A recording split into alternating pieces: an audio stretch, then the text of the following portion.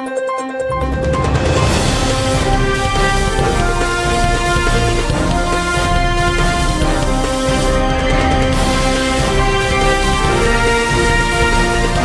नगरी 24 तास न्यूज, रोखोक बातम्या आणि बरच काही. भारतातील वाढते वायू प्रदूषण आता केवळ पर्यावरणाचा प्रश्न उरला नसून ते देशातील सर्वात मोठा आरोग्य संकट बनलं आहे.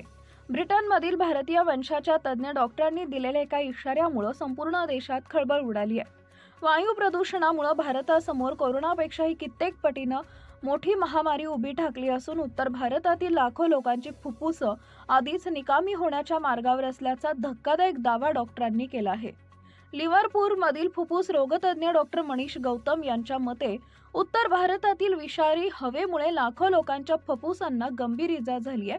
ते म्हणतात, ज्याप्रमाणे आपण क्षयरोगाविरुद्ध युद्ध पातळीवर मोहीम राबवली तशीच मोहीम आता फुफ्फुसाच्या आजारांसाठी राबवण्याची गरज आहे. वायू प्रदूषण ही एक सायलेंट किलर महासाथ असून ती हळूहळू संपूर्ण पिढीला पोखरत आहे. डिसेंबर महिन्यात दिल्ली आणि आसपासच्या भागातील श्वसन विकाराच्या रुग्णांमध्ये 20 ते 30% वाढ झाली आहे. विशेष म्हणजे या तरुणांचं प्रमाण मोठं आहे, त्यामुळे या लक्षणांकडे दुर्लक्ष करू नका. वारंवार होणारी डोकेदुखी आणि हलका खोकला आणि घसा खवखवणं, डोळे कोरडे पडणे, लोक या लक्षणांकडे किरकोळ समजून दुर्लक्ष करतात.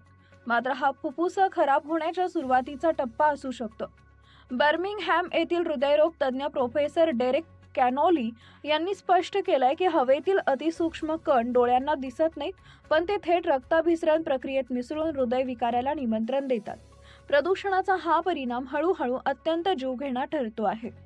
केंद्रीय वाहतूक मंत्री नितीन गडकरी यांनी ही वस्तुस्थिती मान्य केली आहे की दिल्लीसारख्या शहरातील एकूण प्रदूषणापैकी सुमारे 40% प्रदूषण हे केवळ वाहतूक क्षेत्रामुळे होत आहे. जर तातडीनं कठोर उपाययोजना केल्या नाही तर परिस्थिती हाताबाहेर जाण्याची भीती व्यक्त होतीये. दिल्लीत आणि मुंबईत हवा आरोग्यासाठी घातक श्रेणीत पोहोचली आहे.